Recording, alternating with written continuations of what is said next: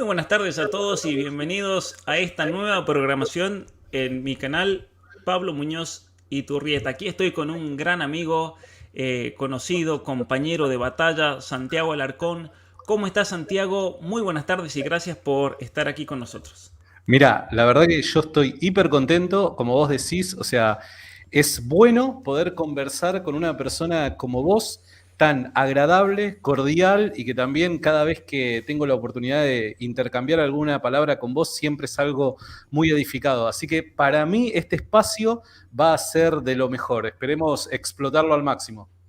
Muchas gracias, Santiago. De paso, recordar que el último asado que me comí en mi vida fue de hecho contigo, allá en ¿En serio Argentina. es el último? No, pará, me estás tocando el corazón, de verdad. La última vez que comí un asado, porque claro, no volví más a Argentina después de todas las cuarentenas, la suspensión de vuelos. En el 2020 no pude, tenía planeado una serie de giras, no pude ir este año tampoco.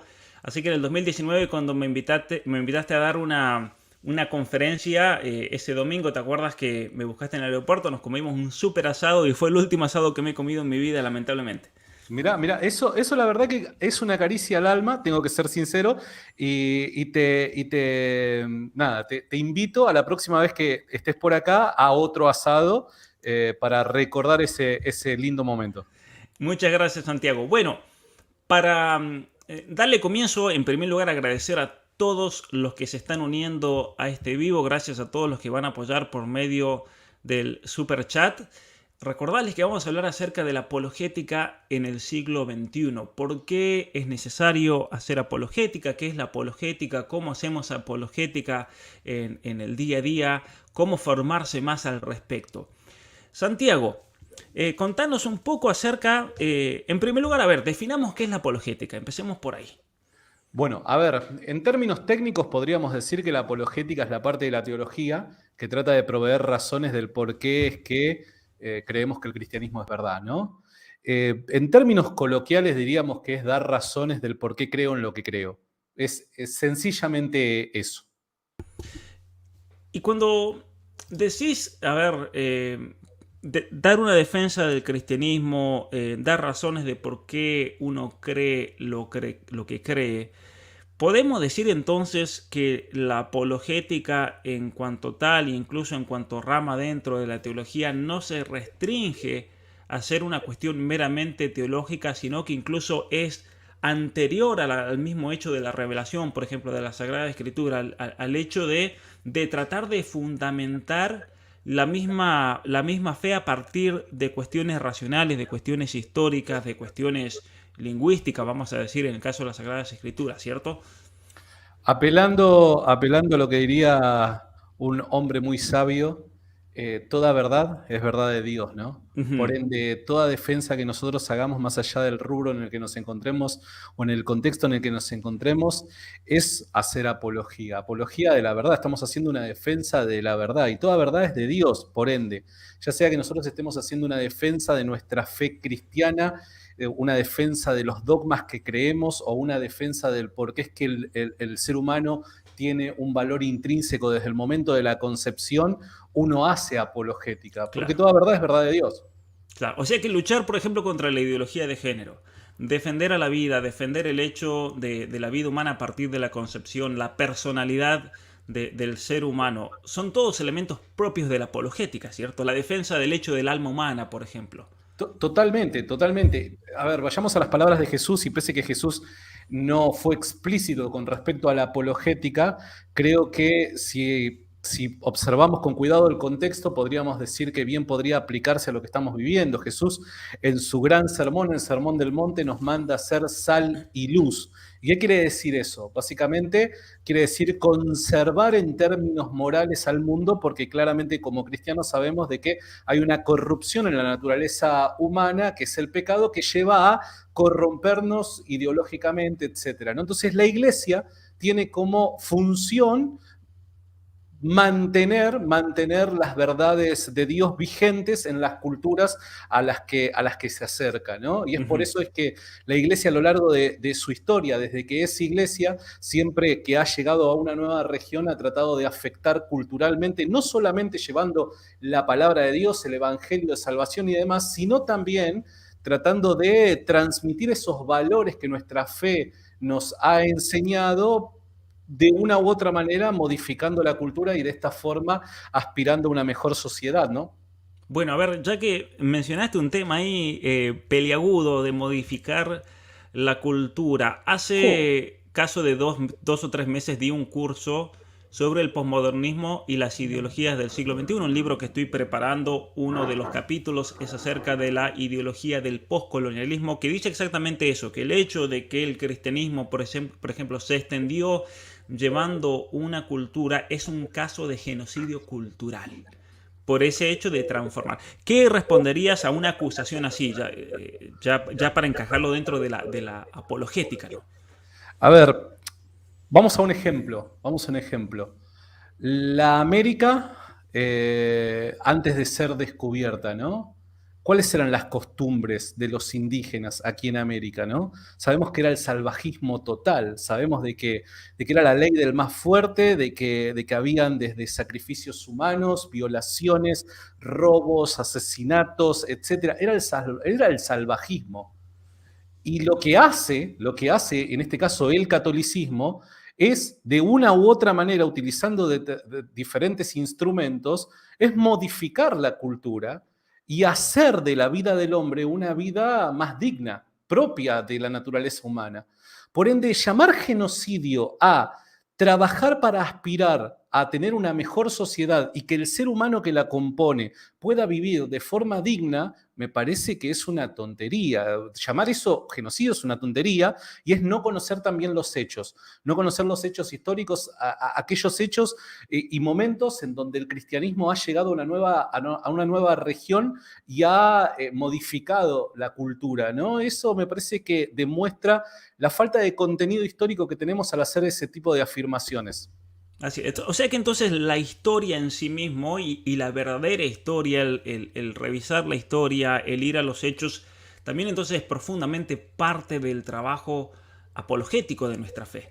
Es algo Sin que lo lugar a veo, por ejemplo, en dudas. tu caso, en el caso del padre Javier Olivera, dos sitios característicamente apologéticos, vamos a decir. Yo creo que son los dos sitios más grandes en lengua hispana, ¿no? El Rincón Apologético, invito a todos, aquí en la descripción de este video van a encontrar el link al canal de YouTube, pero también lo pueden encontrar en Facebook, en Instagram, a Santiago y su trabajo apologético. Santiago, el martes tuve en este canal a un amigo en común, a Dante Urbina, ¡Oh, crack! Grosso. total, Titán. No, y, titán. y Dante, hablando en un momento, no me acuerdo en qué contexto fue, pero salió el hecho de la defensa de la... Él cuenta su historia de que en realidad él comenzó como ateo, su objetivo era atacar especialmente al cristianismo en general, a la Iglesia Católica en particular, y terminó convirtiéndose en un defensor de la fe. Y él citaba la carta de Pedro, primera carta, capítulo 3, versículo 15, donde se nos insta a todos nosotros de dar razones, defender y dar razones, estar dispuestos a defender y dar razones de la esperanza de nuestra fe. Entonces, esa tarde, después de que hablé con él, me abrí la versión del Nuevo Testamento griego que tengo. Y cuando habla Pedro de estar dispuesto a defender, la palabra defender que usa es apologian, a dar una defensa, estar dispuesto a dar una defensa. Entonces ahí dije, bueno, justo voy a tener este vivo con Santiago el jueves. ¿Y por qué menciono este versículo de las Escrituras? Eh, el apóstol ahí nos hace un llamado, y yo creo que es una obligación a todo cristiano de estar dispuesto a dar esa defensa de la fe, ¿no? ¿Y Sí. por qué lo digo, Santiago? ¿Y por qué traigo un versículo a propósito de la Escritura para fundamentar la apologética? Es decir, lo que está haciendo Santiago es de hecho un obedecer a un mandato de las Sagradas Escrituras. Hoy en día, yo he recibido, o sea, en los últimos años, muchas veces ataques de algunos ambientes cristianos, no obviamente de todos, al contrario, de hecho muchísimas iglesias cristianas me han invitado a dar conferencias y demás, pero de algunos cristianos particulares que dicen, por ejemplo, que ese libro Atrapado en el cuerpo equivocado, aquí justo tengo que tuve que dar una conferencia en una universidad esta mañana, Atrapado en el cuerpo equivocado, ¿es un libro basado en las Sagradas Escrituras o no? ¿O es un libro que fundamenta todo en las Sagradas Escrituras o no? Porque si no lo hace, es basura. ¿Y por qué digo eso? Porque aquí el apóstol al momento de llamarnos a dar razones de nuestra esperanza y estar dispuestos a dar una defensa de nuestra fe, no dice que lo hagamos con la escritura, porque lo que él dice es, hay que dar una defensa de esto, de la escritura. ¿Y cómo vas a dar una defensa de la escritura con la escritura misma? No se puede. Totalmente. Sí, a ver, primero enmarcar algo que vos dijiste al pasar, ¿no? El famoso llamado por parte de Pedro, recordemos el contexto de la epístola, es una epístola universal. Por ende, Pedro, las cosas que dice ahí lo dice no para situaciones particulares, sino que es una instrucción a toda la iglesia, ¿no? Y además añade, y creo que esto es un énfasis de Pedro, que hay algunas veces que nosotros lo dejamos pasar, ¿no? Y es el siguiente: Pedro manda a la iglesia a estar siempre preparados. O sea, esto no es un, bueno, a ver, les aconsejo poder estar preparados por si surge alguna que otra circunstancia y demás. No, Pedro está mandando a la iglesia a que esté siempre preparada para ofrecer razones del por qué cree en lo que cree. Y eso es importantísimo, porque hay veces de que nosotros lo tomamos como si fuese una sugerencia, el hecho de, y no te digo aspirar a tener, no sé, un doctorado en teología y de esta forma poder, bueno, no sé, hacer una correcta defensa de tu fe. No, no, para nada. Pero sí, al menos las cuestiones más básicas del por qué es que creemos lo que creemos, lo tenemos que considerar como un llamado, como parte de nuestro servicio a Dios. Entonces, eso es siempre saludable poder recalcarlo, porque hay veces de que hay algunas personas que lo toman, otros lo dejan, cuando esto es un mandato universal por parte del apóstol Pedro, quien era líder de la iglesia sin lugar a dudas en el primer siglo, ¿no? Ahora, extendiéndonos un poco más allá, ¿no? El tema de, bueno, esto está basado en la escritura, no está basado en la escritura y demás. Si nosotros vamos a ese texto que vos mencionás, la pregunta es, bueno, ¿qué es lo que Pedro tenía en mente? Porque recordemos una cosa, probablemente esa epístola haya sido escrita antes del año 63-64, que es el año en el que se calcula que Pedro ha muerto, ha sido martirizado, ¿está bien? Por ende, para esa época no existía tal cosa como el canon del Nuevo Testamento.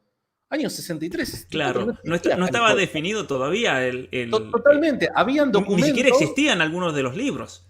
Totalmente. Habían algunos documentos que estaban circulando de iglesia en iglesia, pero que sus autores no tenían la intención al escribir dicho documento, decir, bueno, esto en algún momento va a unirse a otros más y los cristianos de acá un par de cientos de años lo van a considerar como el Nuevo Testamento. En absoluto, para nada. Eran documentos que por alguna razón específica se redactaban y estaban circulando de iglesia en iglesia. Por ende, presumir que Pedro, en ese texto que mencionás, tiene en mente hacer una defensa bíblica y demás, es no ubicarnos en el contexto y es básicamente caer en un anacronismo, ¿no? Porque vemos la realidad de la iglesia en tiempos de Pedro con los lentes del siglo XXI en Occidente, ¿no? Y además con una serie de ideas cargadas, ¿no? Que deberían de ser justificadas, obviamente. Así que no creo que deba ser así. Y a ver, y otra de las cosas que yo siempre enmarco, ¿no? Y digo, lamentablemente los cristianos evangélicos tenemos una costumbre, y lo digamos o no, es una mala costumbre. ¿Cuál es? Es creer que la Biblia o la historia de la iglesia termina en Hechos capítulo 28. Muchachos, la historia de la iglesia no termina en Hechos capítulo 28. La historia de la iglesia continúa hasta el presente, pero continúa. Entonces, también sería bueno, algunas veces cuando hacemos este tipo de análisis, ver cómo es que los discípulos inmediatos a los apóstoles entendieron las palabras de los apóstoles. ¿Por qué? Porque, a ver, seamos francos, nosotros al tratar de hacer un análisis de las enseñanzas de Pedro, Pablo y demás, pese a que podemos llegar a tener al alcance de nuestra mano muy buenos documentos y podemos utilizar buenos instrumentos para tratar de hacer una correcta exégesis, nos separan 2000 años y nos separa una cultura inmensa. Por ende, se hace el trabajo de reconstrucción de la idea del autor muy, pero muy difícil. Ahora, una de las cosas que nos facilita este trabajo es, bueno, ver a ver qué es aquello que fueron enseñados a los pies de los apóstoles, qué es lo que entendían acerca de sus enseñanzas, cómo ellos luego vivieron lo que aprendieron bajo los pies de los apóstoles. De la misma manera que los apóstoles enseñaron lo que enseñaron porque lo aprendieron en los pies de Jesús, del maestro, así ocurrió con los demás discípulos, ¿no? Entonces, es importante en el análisis histórico para poder entender las ideas que se transmiten en un contexto apropiado, bueno, ver aquellos que recibían esta epístola de forma inmediata, qué es lo que entendían, cómo entendían estas palabras. Y ahí vamos a ver de que a partir de finales del siglo I, principios del siglo II, ya vemos los discípulos directos de los apóstoles que no solamente empleaban el texto bíblico para hacer una defensa de su fe, sino también apelaban a recursos de otras disciplinas. Por dar un ejemplo, mediados del siglo II ya muchos apologistas empezaban a utilizar herramientas dadas por la filosofía griega para poder explicar la doctrina cristiana. Y gracias a este recurso, nosotros hoy contamos con una buena teología que está bien formada y que cuenta con un vocabulario apropiado para transmitir correctamente las ideas.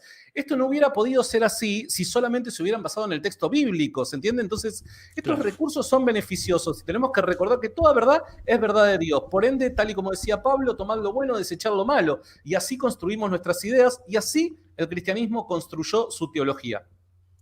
Eso realmente me parece importantísimo. Aquí alguien nos comenta, y si puedes decir algo al respecto, ese es el problema que surge al decir sola escritura. En los primeros siglos del cristianismo, recordemos que los debates no eran solamente internos al cristianismo, como pasó de hecho, por ejemplo, por las corrientes judaizantes, las distintas corrientes heréticas que fueron surgiendo dentro del cristianismo mismo, corrientes gnósticas cristianas, pero también el enfrentarse contra las objeciones que provenían del ambiente judío, ¿no? Entonces los grandes debates que hubieron contra rabinos, los grandes debates que hubo contra el mundo griego, como ya el hecho de Pablo, ¿no es cierto?, en el Areópago, que se enfrenta con pensadores de origen griego, helénicos, los debates en el mundo romano, en un mundo que era totalmente ajeno a la tradición de la revelación y la fe. Entonces, el caso si me permitís, Sí, adelante. Perdón esta breve interrupción nada más, pero solamente para que no se me olvide. Nosotros, si prestamos atención, gracias a Dios, el libro de los Hechos consta con un montón de discursos de los apóstoles a la hora de pregonar el Evangelio. Y si somos atentos, vamos a ver una gran diferencia en la predicación de Pablo dentro de las sinagogas comparado con la predicación de Pablo en el Areópago. La forma de predicar de Pablo es terriblemente distinta, aunque apunta a un único objetivo, que termina siendo la resurrección de Jesús y demostrar de que Jesús es el Mesías enviado por Dios. Pero la forma de abordar el tema es completamente distinto porque hay un público distinto. Entonces, veamos que hasta en Pablo ni siquiera necesitamos irnos al siglo II y la abundante evidencia que hay en él, sino en Pablo, y estamos hablando aproximadamente finales de la década del 40, principio de la década del 50 que ocurrió esto. No pasaron ni siquiera 20 años de la resurrección de Jesús, y ya Pablo entendía que así debía ser predicado el Evangelio, ¿no? Entonces, eso al menos a mí me llama la atención. Es interesante, me haces acordar ahí... recuerdo en la escuela secundaria cuando tuve la oportunidad de estudiar griego, y la profesora de griego, a quien le agradezco muchísimo por la enseñanza que nos dio un texto de los Hechos de los Apóstoles y el discurso de Pablo en el Areópago. Y fíjate cómo el mismo Pablo ahí hace uso incluso de la concepción teológica de los griegos para introducir el hecho de la encarnación de Cristo, hablando del Dios desconocido. Es cierto. ¿No? Es increíble realmente ese saber adaptarse y tomar los elementos incluso de otra cultura para ahí. El incultural no es solamente traer una cultura, sino que también es tratar de usar de cualquier punto que yo pueda tener en esa cultura específica, como fue el caso de los griegos, para entonces traer un elemento esencial a la fe, ¿no? Totalmente, totalmente. Y de hecho eso se convirtió luego, a lo largo de la historia de la iglesia, se convirtió en la forma de poder abordar los problemas culturales que traía esta nueva fe a una nueva región, ¿no?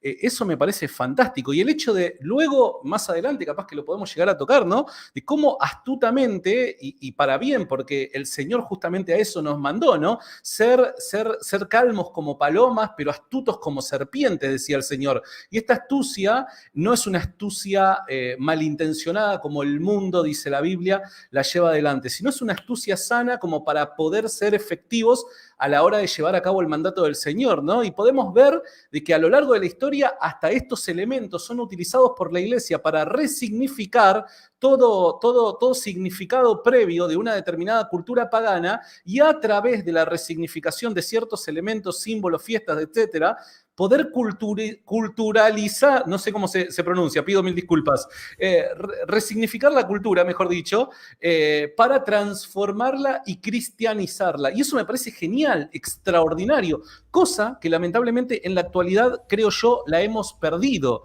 Y de esto tengo que hacer mea culpa como parte de la Iglesia Evangélica. Nosotros tenemos gran parte de culpa en esto, porque yo no puedo concebir cómo es que nosotros los evangélicos estamos tan enemistados con los símbolos, con las figuras, ¿no? Y todo eso es muy, pero muy importante a la hora de imponer ideas y demás y creencias en una cultura, ¿no? Así que nada, eso lo digo al pasar como mea culpa que debo hacerme, claramente. Bueno, es importante lo que decís, porque de hecho los primeros cristianos se dieron cuenta al momento de hacer una apología, una defensa de la fe, los grandes padres apologetas, el caso de Justino, dentro del cristianismo y de toda la tradición filosófica cristiana, se lo considera el padre de la filosofía cristiana. Y es interesante que Justino, o San Justino, padre de la iglesia, él utiliza de la filosofía al momento de hacer una defensa de la fe. Porque claro, no vas a ir a un pagano en Roma a discutirle con argumentos o frases de la escritura, porque se te va a reír en la cara, ¿no? Es como discutirlo hoy en día a Gloria Álvarez, no, porque el apóstol Pablo dice tal cosa, Pedro dice tal otra, se te va a reír en la cara. Hay que ir con argumentos lógicos, racionales, porque es ahí donde la vamos a reventar un caso así. Y fíjate qué interesante que es, porque a partir de ese tiempo surge lo que es llamado la teología del logos, la escuela del logos, que se apropian ciertos autores, se apropian de ideas de la filosofía griega para poder explicar misterios de la fe, tal y como lo son la encarnación del verbo, quién es el verbo, la existencia previa de Cristo, la Trinidad y demás, ¿no? Entonces, esta teología del logos vino como a revolucionar, por así llamarlo, el cristianismo, y también le hizo a la hora de poder nosotros expresar nuestra fe con criterio, ¿no? Eso me parece que es fantástico, y justamente es para ese tiempo donde comienza. Claro.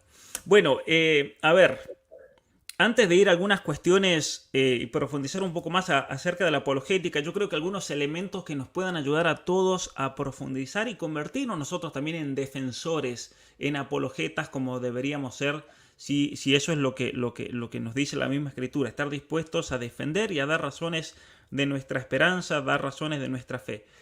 Santiago, ¿cuál fue lo que qué hecho, qué situación, qué cuestión particular te motivó para dedicarte a la apologética? ¿Fue algo que lo decidiste, voy a ser apologeta, o simplemente se fue dando de un modo natural, orgánico, los caminos por los cuales Dios te fue llevando? Mirá, yo te soy sincero, o sea, yo conozco el cristianismo ya, a ver, si la memoria no me falla, hace 13 años aproximadamente, ¿no? Y mis primeros años fueron dentro de una comunidad que, si vos llegases a haber nombrado la palabra, hubiera llegado a nombrar la palabra apologética, te decían, ¿eso con qué se come? No teníamos ni idea de qué era la apologética, ¿no? Pero recuerdo que hubo un momento, luego de varios años, en el que dije, che, voy a retomar mis estudios, ¿no? Y yo siempre fui muy fan de la tarea evangelística, ¿no? El hecho de predicar y demás, siempre fui muy fan de eso. Y recuerdo que cuando ingresé al campus universitario, yo veía, bueno, todo ese campo, ¿no? Y recordaba las palabras de Jesús cuando dice, levante sus ojos y miren, ¿no? Los campos ya están dispuestos a la cosecha, ¿no? Yo decía, wow, esto es ideal para mí. Y mis intenciones siempre fueron, a la par de estudiar en la universidad, poder de alguna manera evangelizar a las personas que iban ahí, ¿no? Resulta ser que en la universidad me encontré con una serie de objeciones que en mi vida me las habían planteado, ni tampoco yo me las había puesto a pensar. Objeciones que hoy por hoy, te soy sincero, me resultan ridículas, pero que en aquel entonces para mí era como que el caos manifiesto, ¿se entiende? O sea, de repente, o sea, me produjeron una crisis tan fuerte que estuve a punto de abandonar la fe. Y tal y como decía en un momento un famoso apologista, ¿no? Esa conexión que tiene que haber entre la mente y el corazón en la vida del cristiano en un momento se rompió. Mi corazón me decía de que estaba en el camino correcto, de que mi fe era correcta, de que Cristo era Señor, etcétera, pero en mi mente había un tumulto ahí de ideas que no sabía muy bien cómo acomodarlas. Resulta que esa crisis de fe duró varios meses y iba por un lado por el otro tratando de buscar respuestas y la típica respuesta que me encontraba era, bueno, el Señor obra por caminos misteriosos, ¿no? Y es como que, a ver, está bien, me está dando una respuesta bíblica, pero no es suficiente para la situación en la que me encuentro, ¿se entiende? Estoy atravesando por algo que es real, una crisis que es real. Y recuerdo que una noche, acostado en la cama, en mi búsqueda a través de mi teléfono, recuerdo encontrarme con una persona que nunca más me la voy a olvidar en mi vida, que es William Lane Craig. Y recuerdo que en un video de William Lane Craig de tan solo 3 minutos, me trajo todas aquellas respuestas que durante meses no estaba pudiendo encontrar. 3 minutos le bastó al viejito como para clarificar un montón de ideas en mí. Yo digo, ¿qué onda? O sea, este predicador es diferente, decía yo. Este tipo predica de una manera diferente. Y ahí empecé a conocer de qué se trataba la apologética y que era una disciplina que muchos cristianos llevaban adelante. Lo que pasa es que, a ver, en tiempos de redes sociales, hablar de hace 6 años atrás es hablar de décadas en el pasado, ¿se entiende? Hace 6, 7 años atrás, Pablo, lo que vos hacés, lo que hago yo, lo que hacen muchos, era algo impensado. Y si querías tener este tipo de contenido como ahora, lo que estamos haciendo en vivo y demás, solamente lo podías llegar a conseguir si es que sabías hablar en inglés de algún canal norteamericano o algo por el estilo, pero en español, en Latinoamérica, pensar, aspirar a conseguir este tipo de contenido si te encontrabas algo, era un oasis. Y recuerdo que a medida que me voy metiendo en la apologética y de manera personal voy encontrando una satisfacción en las respuestas que se daban, digo, che, ¿qué onda con esto? O sea, de la misma manera que me ayudó a mí, puede ser que esto pueda ayudar a alguna persona que esté atravesando por lo mismo que yo. Y hay veces de que, al menos en los círculos evangélicos, hay una especie de miedo o temor, ¿no? Y es decir, estoy atravesando por una crisis de fe. ¿Por qué? Porque como un hijo de Dios va a atravesar por una crisis de fe, o sea, te falta nacer de nuevo o algo por el estilo. Muchas veces se estigmatiza esos momentos propios del ser humano y de la experiencia humana de esta forma, y vos si tenés algún tipo de duda te la guardás para vos porque vas a ser el próximo en ser señalado. Entonces recuerdo, digo, bueno, a ver, de la misma forma que yo procesé esta crisis interna de forma privada, pueden haber muchos que estén en la misma situación. Entonces voy a crear un espacio en Facebook en donde empiece simplemente a compartir videos de otros apologistas que ya han sido traducidos. Y recuerdo que agarré una página de no más de 20 seguidores que tenía, en la que hacía tonterías. Yo publicaba quizás frases bíblicas o cosas por el estilo. Recuerdo que le cambié el nombre, le puse Rincón Apologético y a partir de ese momento empecé a tirar videos y nada, y hoy estamos acá charlando con vos. O sea, ese fue más básicamente todo el proceso y a grandes rasgos cómo es que fue el proceso dentro mío. Mira, interesante algunos elementos que comentás ahí. Una cosa que me gustaría preguntarte, sin ánimo de ofender a nadie, obviamente, pero ¿crees que muchas veces, aquí preguntan en qué consiste una crisis de fe, ¿crees que muchas veces estas crisis que se dan en personas cristianas, no importa la denominación, cuando digo cristiano aquí voy a mencionar absolutamente todos, muchas veces se debe a la ignorancia? Sí, sin lugar a dudas, lo mío se debía a ignorancia. Porque, a ver, vuelvo a repetir, el cristianismo es tan bello, que te llena de manera íntegra, plena. ¿Está bien? El cristianismo viene a satisfacer tus emociones, pero también viene a satisfacer todo lo que intelectualmente vos exigís en tu tarea de comprender la realidad. Es maravilloso el cristianismo, porque no veo en otra religión esto, sin contar un montón de otras cosas más, ¿no? Pero esto particularmente, por causa del tema que estamos tratando, me gustaría destacarlo. Entonces, digo, a mí lo que me pasó fue una crisis intelectual de fe, en donde, vuelvo a repetir, se había desconectado mi mente con mi corazón. Mi corazón me decía, por causa de ese testimonio que sabemos que el Espíritu Santo da a sus hijos, ¿no? Este es el camino correcto, esa voz interna que te dice, no te muevas ni a diestra ni a siniestra, pero hay veces que la mente no lo entiende. Y yo no digo que la mente lo tenga que entender todo, que tengamos que razonar absolutamente todo y aquello que no podamos comprender con la mente no lo tengamos que creer. Eso sería caer en una especie de racionalismo. Y de eso no se trata el cristianismo. El cristianismo es fe, ¿está bien? Pero Dios en su gracia nos ha provisto de los elementos adecuados como para nosotros poder entender aquellas cosas que nos son necesarias para caminar, transitar en esta vida de forma plena, como lo decía al principio, ¿no? Entonces, creo que hay veces que la crisis de fe se puede dar por ignorancia, porque de repente me enseñaron que Dios sana, pero no me enseñaron que Dios también te acompaña en momentos de dolor y sufrimiento. Una tontería como esa, pero que mucha gente hoy por hoy cree. De hecho, hoy una persona en privado me escribe, me dice, Santi, estoy atravesando por una crisis de fe, porque en mi iglesia me enseñaron que si vos tenés fe como el grano de mostaza, al pedirle al Padre tal cosa, te lo va a hacer. Y mi papá tuvo cáncer y falleció y nosotros estuvimos orando. ¿Qué pasó? ¿Tuve falta de fe? Entonces, fíjate que la crisis de fe de esta persona que está atravesando en este momento se debe a qué? A ignorancia en cuanto a la enseñanza de las escrituras, porque Jesús nunca quiso indicar cosas por el estilo. Pero hay veces que este tipo de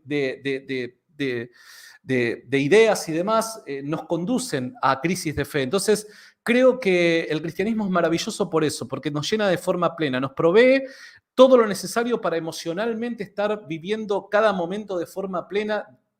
Obviamente podemos sufrir y demás, pero ese sufrimiento no deja de ser esperanzador en nuestra cosmovisión, ¿se entiende? Y además podemos vivir de forma plena intelectualmente hablando porque no hay otra cosmovisión que pueda explicar mejor la realidad como el cristianismo. Importante que lo mencionas al gran William Lane Craig, a quien tuve la oportunidad de conocer en una gran conferencia que se realizó en la Universidad de Toronto. Él y Jordan Peterson dieron una conferencia sensacional realmente, que fue organizada por un gran amigo mío. Y sabés que es interesante lo que siempre digo. Si Dios al ser humano le dio no solamente una voluntad para amarlo, sino que también le dio una razón, una inteligencia. Es por algo. No te da la inteligencia para que esté meramente de adorno. Y es por eso que yo creo que el cristianismo desde sus comienzos entendió esa importancia de formarse no solamente en la voluntad para amar, pero también en la inteligencia, por un lado para crecer intelectualmente, para conocer, para dar razones de la fe, para explicar, y obviamente que llega un momento que hay cuestiones que trascienden totalmente al ser humano y uno tiene que tener la humildad de aceptar el hecho de la fe, el tema de la obediencia de la fe y demás. Obviamente que eso no lo negamos, no negamos obviamente el trabajo que la gracia hace, pero no hay que dejar de lado ese aspecto natural del hombre, porque muchas veces podemos caer en un fideísmo, ¿no? El peligro del Totalmente. fideísmo, ¿no? Y no darse cuenta, como decía el gran padre de la iglesia de San Agustín, él decía, la gracia presupone siempre la naturaleza. ¿Y qué significa eso? Significa que si una persona, por ejemplo, quiere vivir bien como cristiano, obviamente que tiene que vivir de una manera natural en primer lugar. Lo que decías recién de lo que se encuentran los españoles cuando vienen a América. Había que primero naturalizar, normalizar, hacer cumplir la ley natural en la vida de las personas para que luego puedan recibir la revelación, la gracia, la vida de la fe y lo que uno quiera, ¿no? Y si me dejas aportar algo más con respecto a eso, digo, y esto, ojo, en el trato de Dios con su pueblo, y en la revelación progresiva en las escrituras, vemos de que siempre ha sido la intención de Dios. No es que con el cristianismo de repente hay un llamado a razonar aquello que se pueda de la fe. No, en absoluto. Vemos también en el tiempo de los profetas, donde a través del recurso de la ironía, los profetas hacían un llamado a replantearse qué es lo que creían cuando hablaban con ídolos. Dicen, pero tienen ojos y no ven, tienen oídos y no oyen. O sea, básicamente esta exhortación de manera poética por parte de los antiguos profetas, y estamos hablando de 500 años antes de Cristo, es un llamado a la razón. Piensen aquello que están creyendo. ¿No se dan cuenta que es una tontería aquello que están creyendo? ¿Se entiende? Entonces, vemos de que el obrar de Dios siempre ha sido así y, como vos decís, por algo nos ha dado la capacidad de poder pensar. Así es. Así que bueno, ya que estamos hablando de cuestiones racionales, yo creo que el cristianismo le ha dado una importancia gigantesca, como decía recién, al hecho de la razón.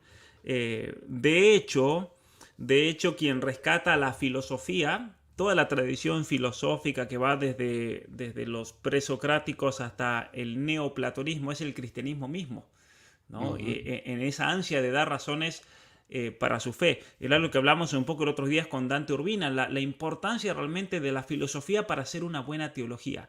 Recién decías que hace unos años encontrar material apologético era realmente muy difícil en español, pero eso es algo que está, yo creo, restringido al ambiente más evangélico protestante.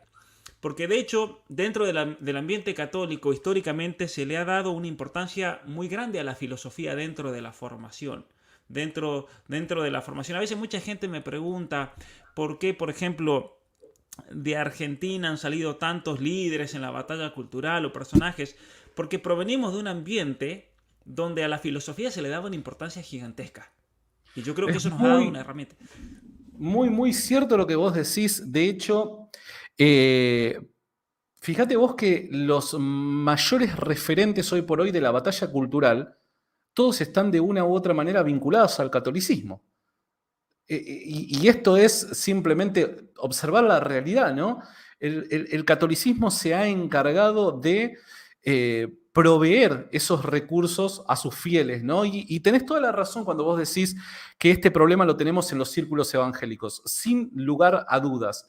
Ahora, también yo creo, y pido disculpas, mi intención no es ofender a nadie, pero también creo que durante un tiempo, eh, los círculos católicos no han sabido quizás transmitir a personas fuera de su comunidad todas Así estas es. cosas que hoy estamos descubriendo, ¿no?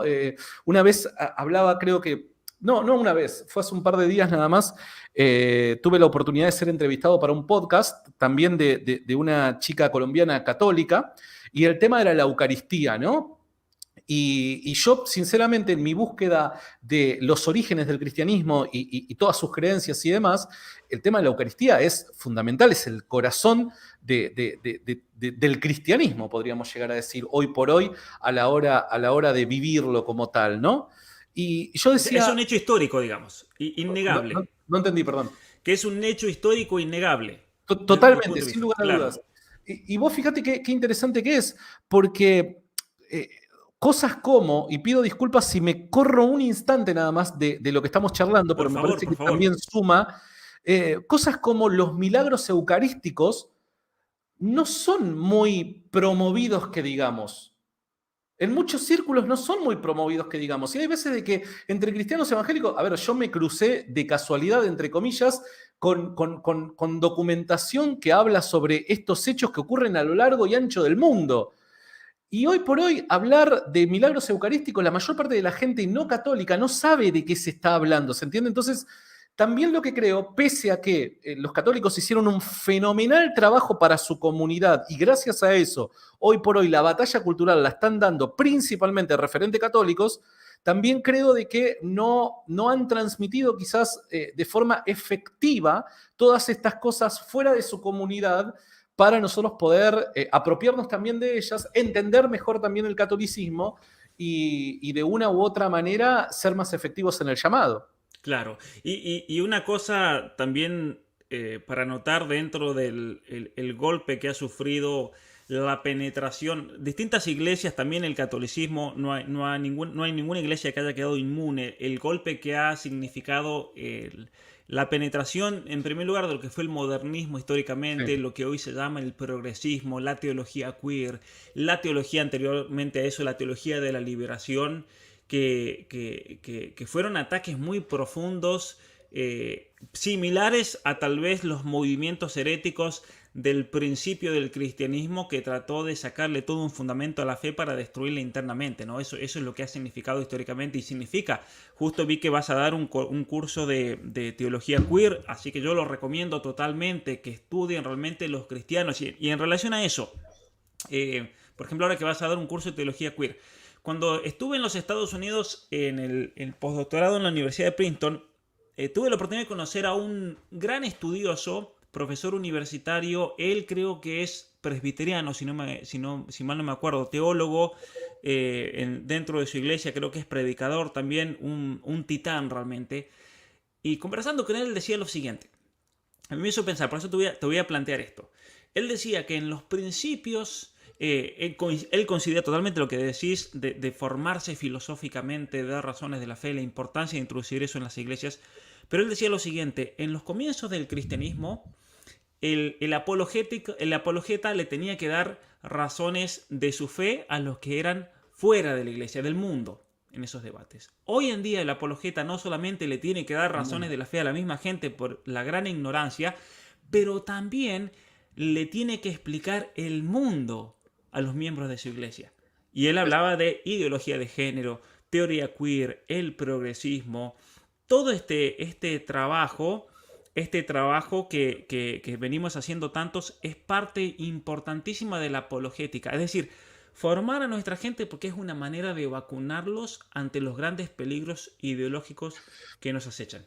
Si me permitís acotar algo, y me parece que viene al caso, eh, a ver, el bastión moral que tiene el cristianismo, perdón, el bastión moral que tiene Occidente es el cristianismo, sin lugar a dudas, ¿no? Aquello que frena todo este tipo de ideologías que tan perjudiciales para el ser humano, ¿no? Y cuando hablamos de cristianismo, yo también me incluyo a lo que vos decías al principio, ¿no? Metiendo a todos dentro de la misma bolsa. Digo, hoy por hoy, las iglesias evangélicas no se están dando cuenta de que son próximamente carne de cañón, diríamos entre argentinos. Te soy sincero.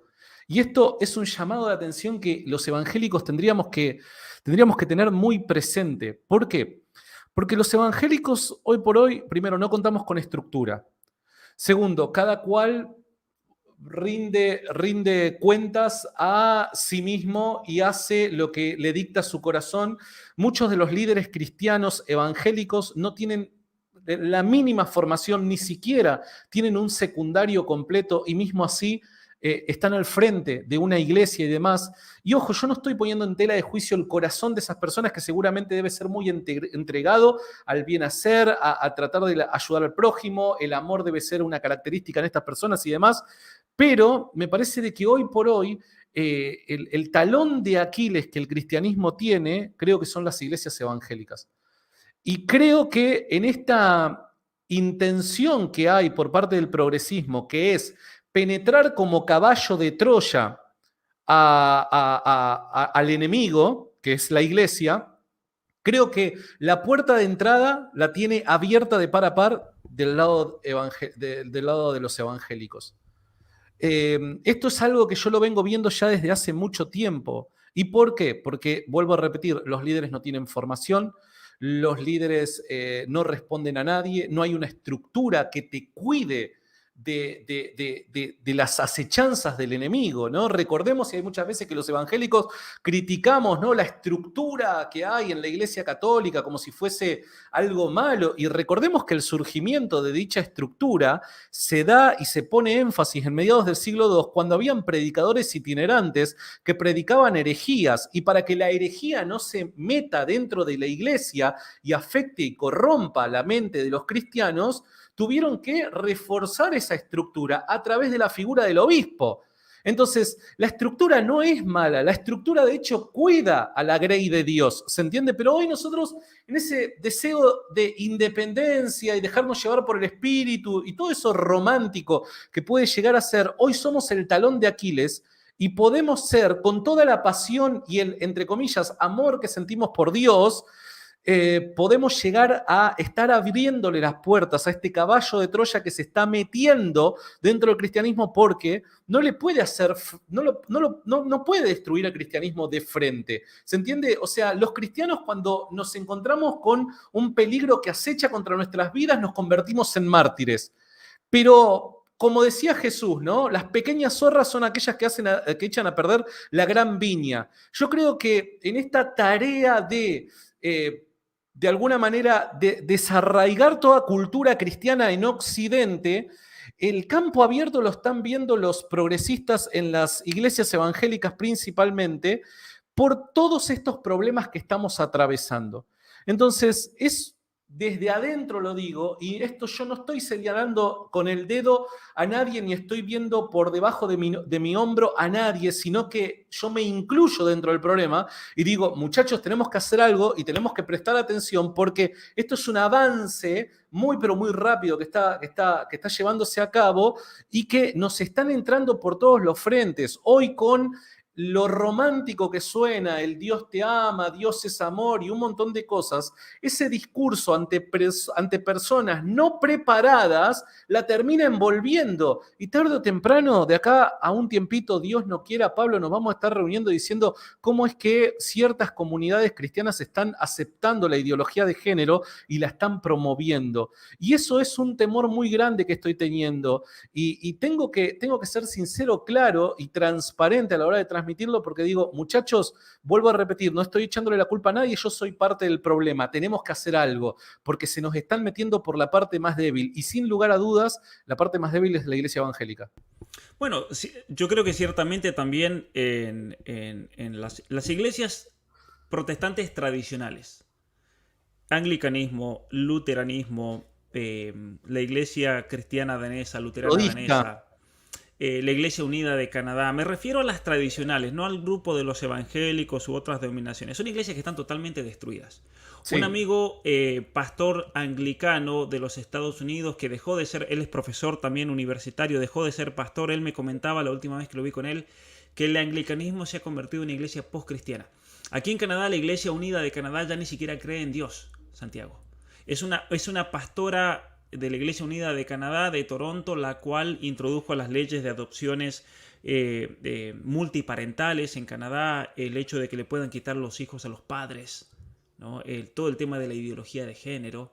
Cherry de Novo, pastora que predica que Dios es transexual, por ejemplo, teología queer al máximo.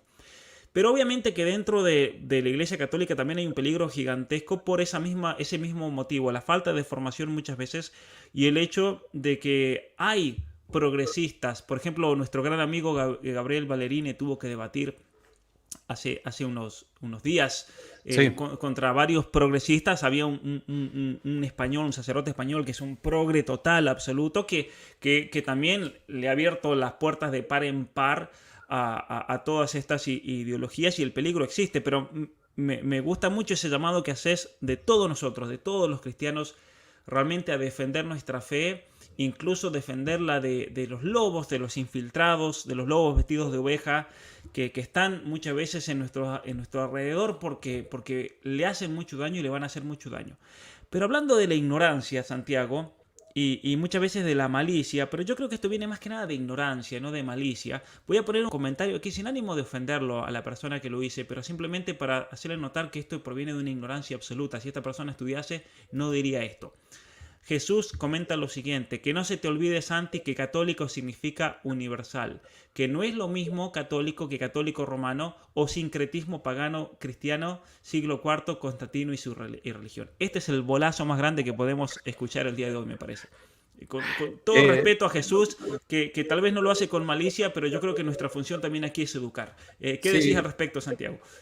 Nada, que su fuente probablemente haya sido un meme de Facebook, ¿no? Es la verdad, o sea, históricamente esta afirmación es insostenible, sinceramente. Hoy hablaba con un amigo en privado, ¿no? Y le decía lo siguiente, digo, a ver, bueno, ante la supuesta conspiración que pudo haber en la iglesia post-Nicea, ¿no? Bueno, veamos qué es lo que creían los cristianos prenicenos. Cristianos que hasta principios del siglo IV fueron terriblemente perseguidos por Domiciano, la mayor de las persecuciones. A ver, esos cristianos morían por causa de su fe.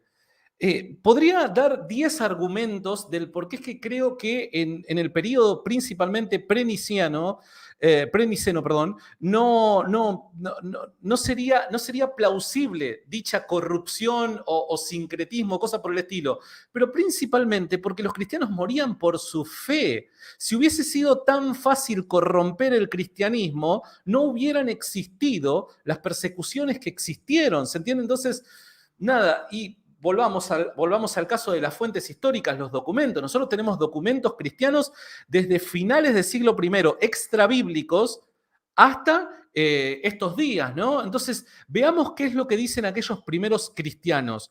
¿Qué es lo que afirmaban? De alguna manera, esas afirmaciones y creencias se sostienen hasta el día de hoy en la Iglesia Católica. Ese es un análisis serio que hay que hacer. Hay que ir a las fuentes, hay que ir a los documentos.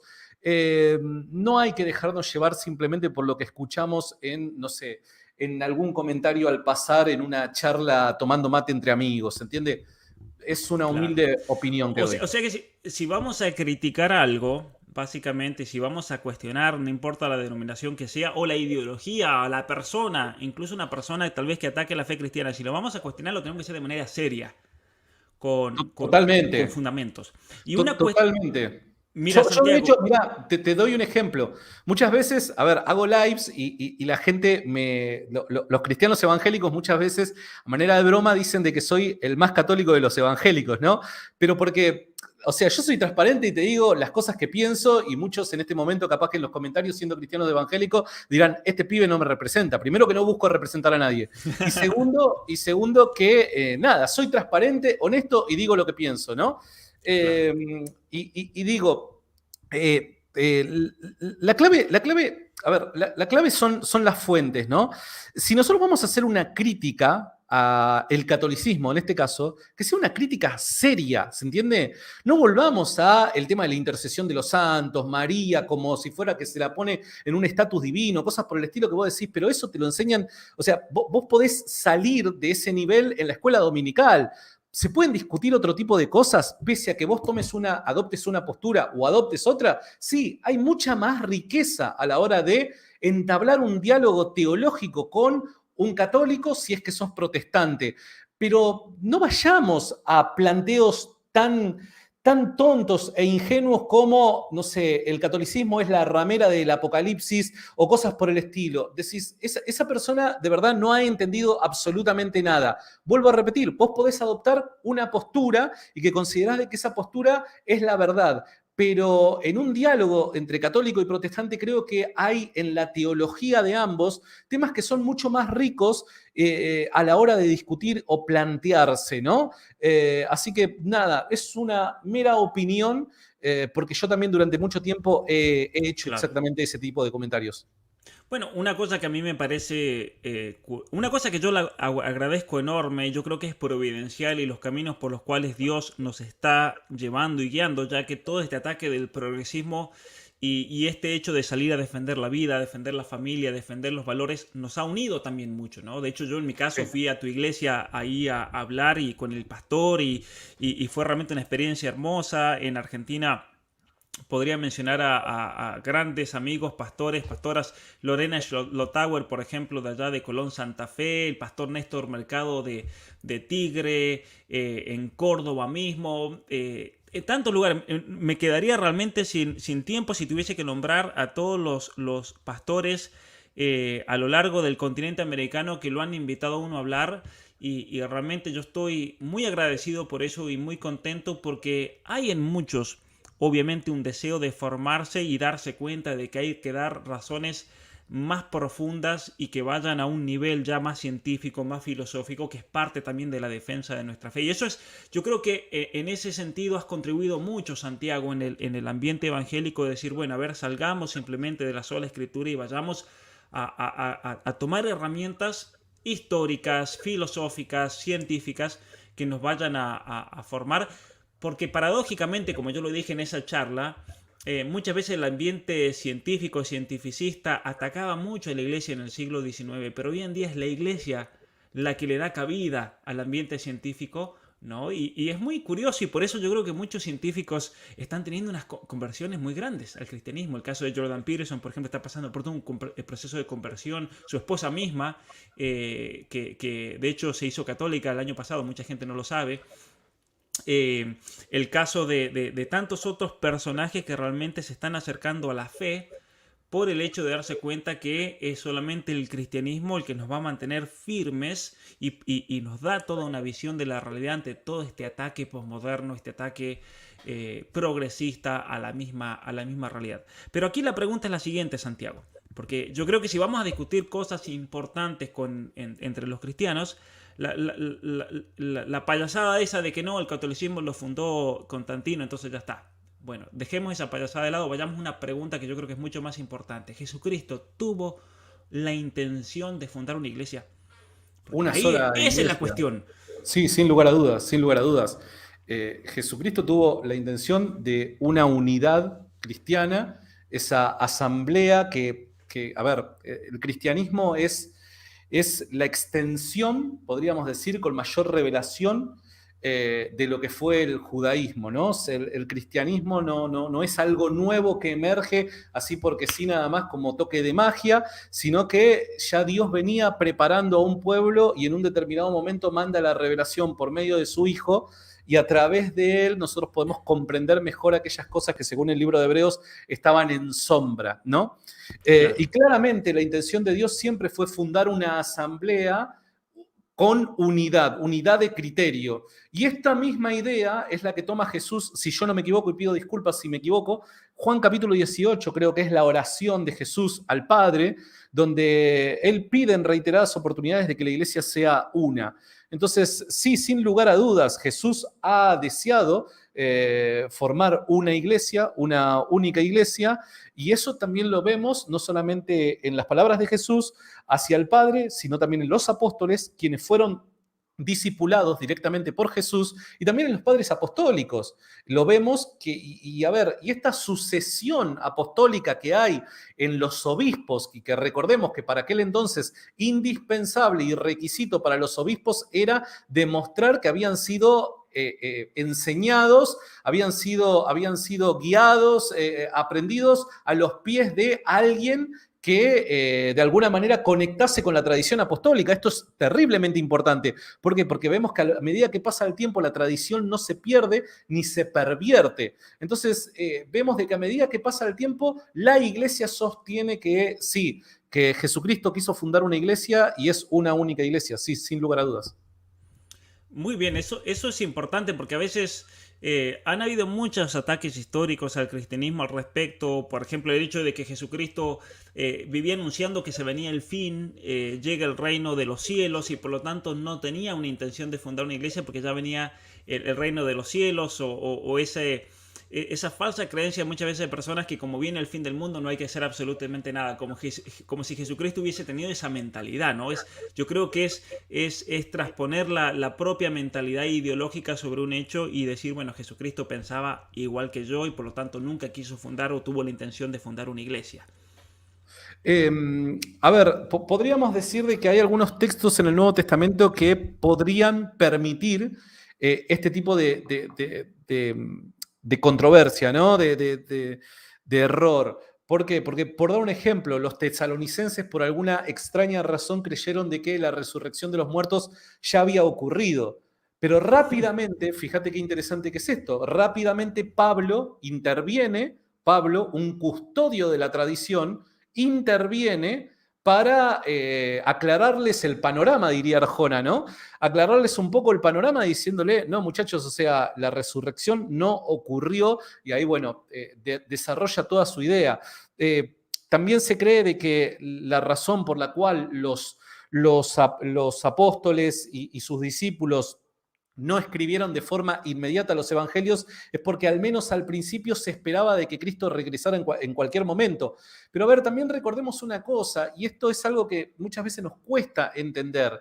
El hecho de que Jesús haya caminado con sus discípulos no quiere decir que de la noche para la mañana los discípulos cambiaron completamente su manera de pensar. Hay procesos en el aprendizaje humano que requieren de tiempo.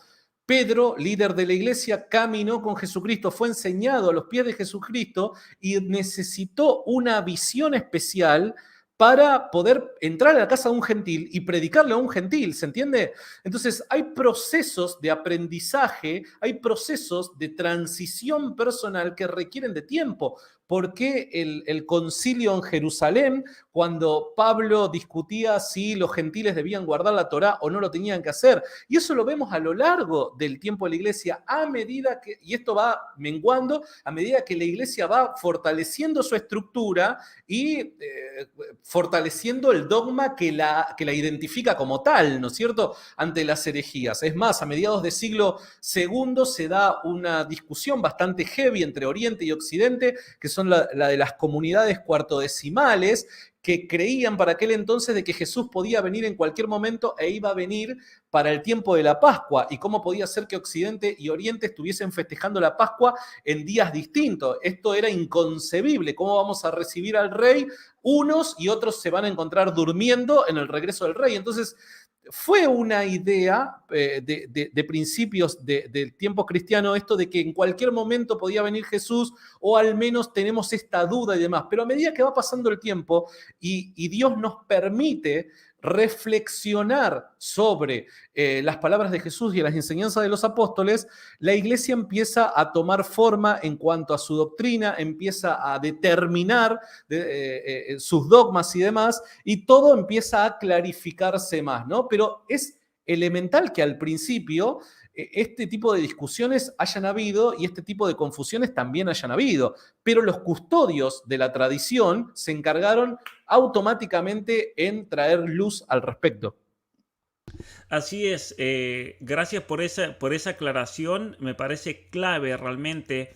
Sabes que justo alguien aquí decía, tú eres Pedro y sobre esta piedra edificaré mi iglesia, y explicar un poquito de ese tema.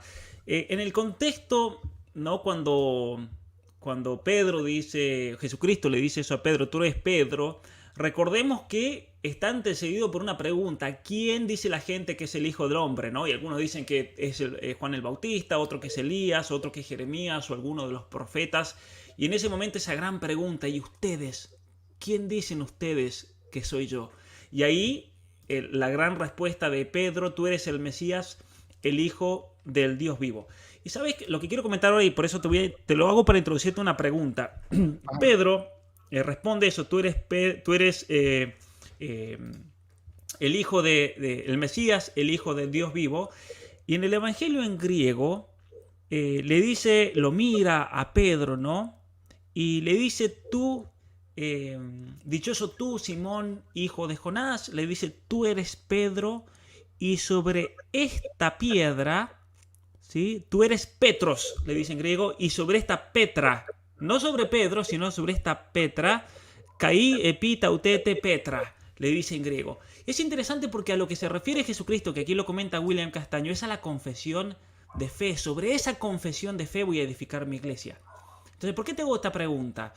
Porque en definitiva Jesucristo tiene la intención de fundar una iglesia, pero es una iglesia que está fundada sobre una confesión de fe, el hecho de que Jesucristo es el Mesías, es el Hijo de Dios. Entonces, si Jesucristo tuvo una intención, y esta es la pregunta, de fundar una iglesia, obviamente que Jesucristo tuvo la intención y aquí la importancia de que se conserve una fe dentro de esa iglesia, y que por lo tanto Jesucristo, al fundar una iglesia, le da un mandato en ese caso tú mencionabas recién, Santiago, los apóstoles, a esa obligación de conservar esa fe, ¿no?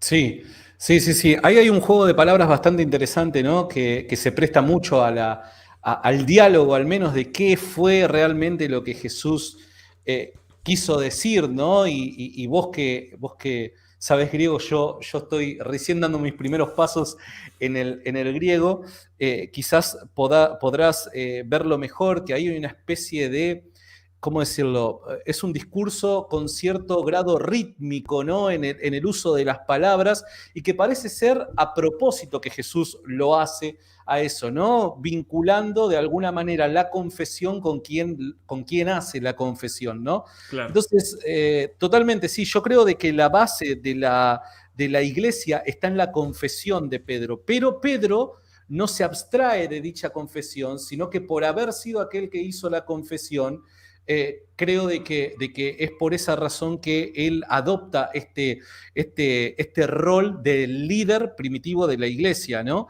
Entonces, sí, yo creo de que es la confesión la clave, pero el que confiesa no se encuentra desvinculado de la confesión justamente por las formas en las que Jesús presenta el caso, ¿no? Con esta intención de conjugar ahí en una misma oración el nombre de Pedro con piedra, ¿no? Claro, y ese juego de palabras sí por eso la importancia, a ver, lo menciono porque estás ofreciendo bien un curso de griego para aquellos que te siguen en Yo no lo Twitch. doy, quiero advertir que yo Sí. no lo doy, es un amigo el que lo da. Pero me parece muy importante eso, Santiago. Es increíble lo que se está dando a nivel, vamos a decir, internacional, mundial, gracias obviamente a las redes sociales, gracias a todos estos medios, porque se está generando una verdadera batalla cultural en la cual se está involucrando a todo aquel que nos quiera seguir al respecto y decir, bueno, hay que formarse realmente. Totalmente. Y yo creo, Santiago, que cuando yo estudiaba en la escuela secundaria, que tuve la oportunidad de aprender muy bien el griego y el latín, los que no venían a mi escuela secundaria nos veían como locos. Estos son los locos que estudian latín y griego. ¿De qué sirve eso? No le veían la utilidad tal vez material, económica al respecto. Obviamente que el haber estudiado latín y griego a mí personalmente me potenció de una manera que nunca lo hubiera logrado si no hubiera incorporado estas herramientas. Eh, pero hoy en día, hablar públicamente y que la gente escuche acerca de la importancia de estudiar latín, por ejemplo, el padre Javier Olivera sacó un curso de latín, se anotaron gente de todo el continente. Fui a México, gente me decía, estoy estudiando latín. Ahora vas a sacar un curso de griego y te felicito realmente por eso y aliento a todo aquel que quiera aprender griego, especialmente los rudimentos y de a poco ir para comenzar a estudiar el griego bíblico, el koiné que se llama, que de todos los griegos es el más fácil, así que no se asusten. Yo los aliento realmente a que vayan al canal de Santiago, que sigan sus redes, que vean la manera de cómo pueden, por un lado, apoyarlo en su trabajo y por otra parte, personalmente, realmente poder crecer en lo personal, poder leer el Evangelio, el Nuevo Testamento, en griego, esto lo digo como una experiencia personal, no tiene precio realmente. Porque hay una cantidad de elementos que cuando uno lo traduce se pierde, pero que en griego tienen una fuerza impresionante realmente por el significado de la palabra. Hay palabras que en griego tienen una fuerza y una profundidad que cuando se traduce al español hay que traducirla con 10 palabras distintas. O hay que hacer toda una oración, ¿no? Sí, sí, sí, Y sí, es cierto. es único eso, ¿no? Realmente el hecho de, bueno, y hay una santa católica, Santa Teresita del Niño Jesús, que ella se lamentaba de no haber podido aprender griego y hebreo para poder entender la palabra de Dios en el idioma que Dios eligió para, ¿no? Dios no eligió ni el quechua, ni el mapuche, ni el español. Dios eligió al hebreo y eligió al griego, ¿no? Para transmitir su revelación y obviamente que haciendo uso de las limitaciones, pero con una riqueza única, tal vez que las encontramos Sí. solamente en esos idiomas. Es cierto, es cierto. Y me gustaría regresar un instante a lo que vos mencionabas al principio, de lo que decías ahora al final, de la batalla cultural, ¿no? Que yo personalmente, a ver, quizás es discutible, no quiero decir acá esta es la verdad absoluta, es una opinión simplemente con respecto a esto, pero muchos cristianos evangélicos están muy preocupados con la famosa batalla espiritual de la que habla la Biblia, ¿no? Y yo creo que si hay una batalla espiritual, y la ha habido a lo largo de la historia, es justamente una batalla cultural. Porque la batalla cultural es una batalla de ideas. Y las ideas, ¿dónde se almacenan las ideas? Las ideas son inmateriales. ¿En dónde se almacenan las ideas? ¿Quiénes promueven las ideas? ¿Quiénes hacen que se despierten ciertas ideas y demás? Yo hay veces de que le digo mucho a los cristianos, ¿no? Si vos te querés involucrar realmente en lo que la Biblia llama la batalla espiritual, hoy por hoy tenés que involucrarte en la batalla cultural. Porque a raíz de lo espiritual es lo que culturalmente está ocurriendo en Occidente. Y creo que a la luz de los hechos, cuando el progresismo, que es nuestro principal oponente, podríamos decir, es aquel que está tratando por sobre todas las cosas de desarraigar todo contenido de cultura cristiana de esta parte del mundo, nos damos cuenta que esto es un poder diabólico que se ha metido y ha tratado de encontrarnos en un momento en donde estábamos un tanto dormidos por las comodidades que Occidente nos ha sabido dar, ¿no? Entonces, con esto quiero decir, desde mi humilde punto de vista, no hay mejor forma que interpretar lo que el Nuevo Testamento llama batalla espiritual a lo que hoy ocurre como batalla cultural. Involucrarse en la misma es dar la buena batalla de la fe. Y aparte porque si vamos al significado profundo de la palabra cultura, que tiene que ver con el cultivarse, que tiene que ver con la relación con Dios, el culto divino es parte esencial de la cultura. Por eso no podemos separar la fe, por ejemplo, el cristianismo de la cultura occidental de Europa. No se puede porque ser occidental es profundamente cristiano también, ¿no? Por esas raíces. Y sabes que, y por eso también es una batalla profundamente teológica, y yo a las personas que me lo dicen se los concedo, sí, es una batalla profundamente teológica, es una batalla profundamente espiritual, pero muchas veces uno tiene que Es que usar, Pablo, si nosotros al combatir el progresismo no presuponemos la existencia de Dios, claro, ¿cómo haces para sostener tus ideas? claro. ¿Cómo haces para defender tu postura? Y esto, perdón, ¿no? Y te pido mil disculpas por la interrupción, pero esto yo también lo quiero presentar como una crítica a toda la familia que componemos, ¿no? Que digo, hay veces, y que no está mal, no está mal, está bien, nos tenemos que formar en la defensa contra el aborto, contra la ideología de género y demás, pero si solamente creemos que la batalla cultural es formarse en cómo responder a los abortistas, o a los progresistas con respecto a la ideología de género, cosas por el estilo, y desconocemos la teología, no tenemos formación en filosofía y demás, como para poder encontrar ese fundamento necesario que nos permite a nosotros pararnos en una determinada postura, es pan para hoy, hambre para mañana, ¿se entiende? Claro. Entonces, creo que a la par, vuelvo a repetir, no veo que esté mal de que se formen, de hecho nosotros constantemente estamos largando talleres y demás para formar en estas áreas a las personas, pero a la par tiene que haber un interés por parte del cristiano en formarse en teología y filosofía, porque es aquello único que le permite como plataforma empezar a construir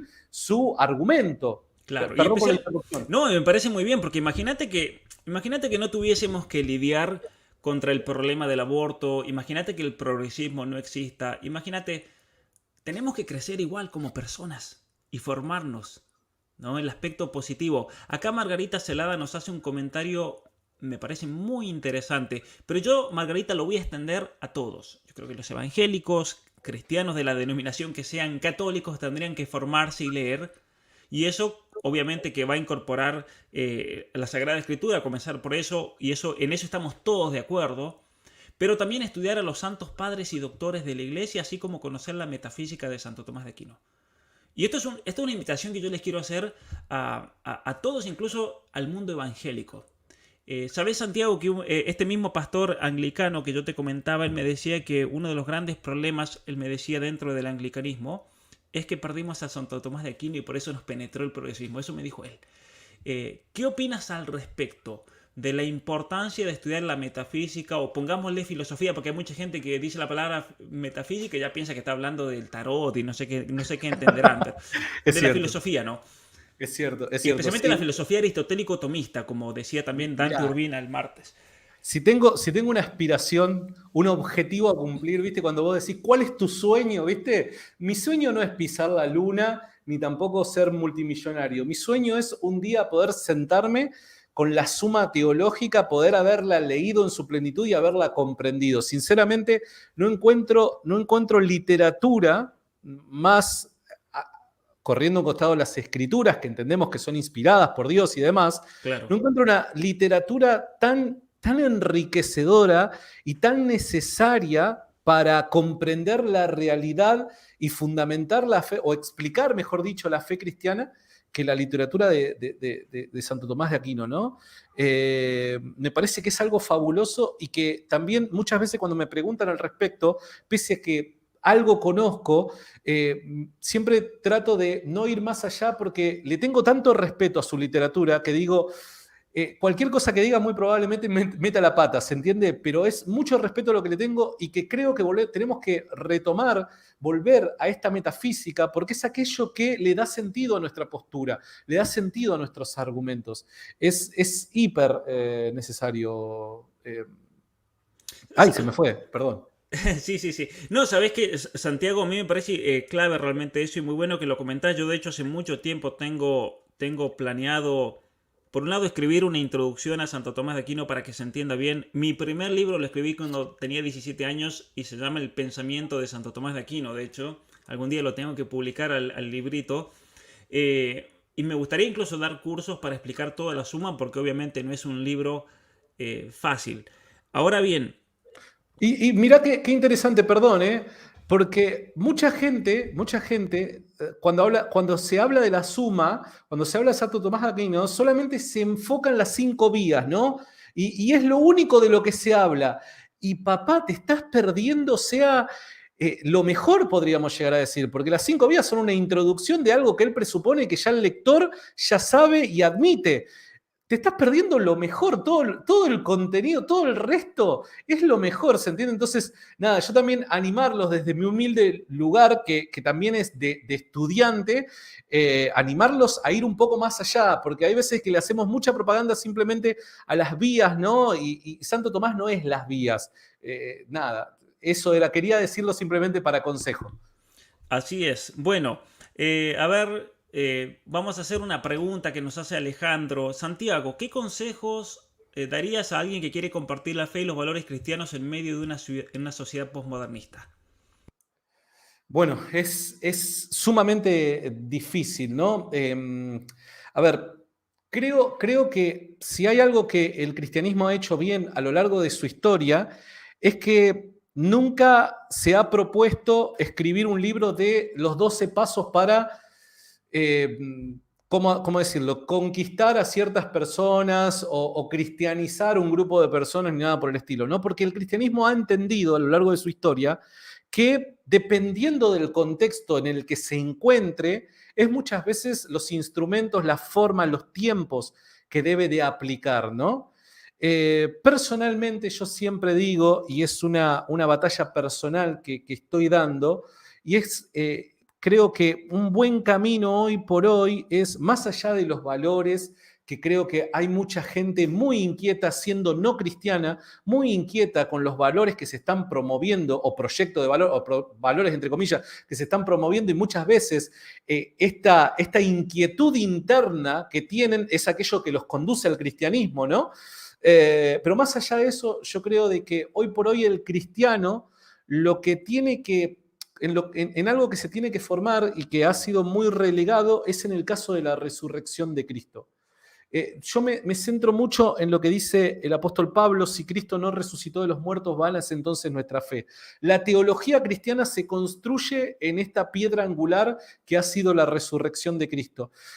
Y si nosotros de forma apropiada podemos elaborar un buen argumento en favor de esto, encontramos la plataforma ideal para luego esbozar toda la demás doctrina cristiana, doctrina que puede salvar la sociedad en la que nos encontramos, ¿no?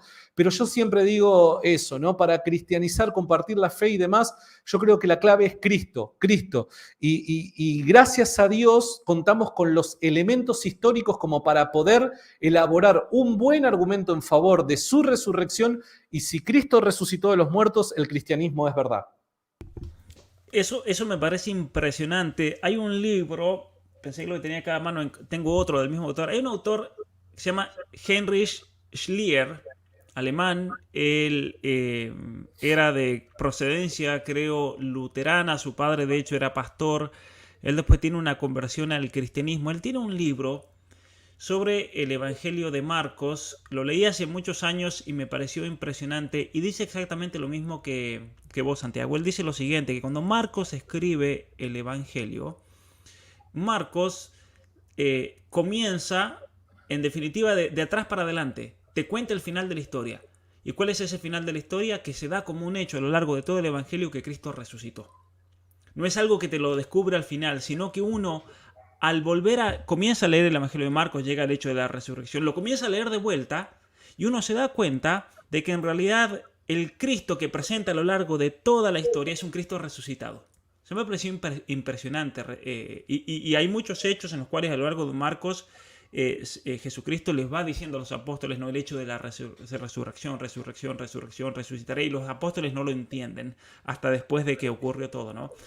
La importancia de la resurrección, porque yo creo que hay un elemento, y voy a agregar algo y me comentas si te parece así, hay un elemento de desesperación propio del mundo moderno. Y solamente la resurrección yo creo que da la respuesta de esperanza que necesita la persona. Sin lugar a dudas, sin lugar a dudas. A ver, el ser humano sin Dios ha caído en un abismo del que no puede salir, ¿no? Un abismo en todo sentido, intelectualmente hablando, emocionalmente hablando. El ser humano se ha perdido sin Cristo, ha decidido rechazar a Cristo y se ha encontrado en un abismo del que no puede salir. Ahora, si Jesús resucitó de los muertos, esto quiere decir que la única razón, causa, que pudo haber producido este evento sobrenatural es el Dios de los judíos. De hecho, históricamente hablando, nosotros podríamos decir que Jesús, hay buenas razones históricas para creer que Jesús anticipó no solamente su muerte, sino también su resurrección, y que adjudicó al Dios de los judíos este hecho milagroso. Por ende, si Jesús resucitó de los muertos, Dios, el Dios de los judíos, Dios benevolente, veraz, etcétera, etcétera, la suma de sus atributos, está de alguna manera confirmando su ministerio, porque Dios no podría nunca respaldar la mentira, el engaño, cosas por el estilo, por causa de su naturaleza. Ahora la pregunta es, ¿de qué se trató el ministerio de Jesús? ¿Cuáles fueron aquellos hechos y afirmaciones que de alguna manera le dan sentido a nuestra vida? Porque si Dios, a través del hecho de la resurrección, justifica el ministerio de Jesús, lo que está haciendo es justificar sus enseñanzas, y sus enseñanzas para el ser humano son vida. ¿Está bien?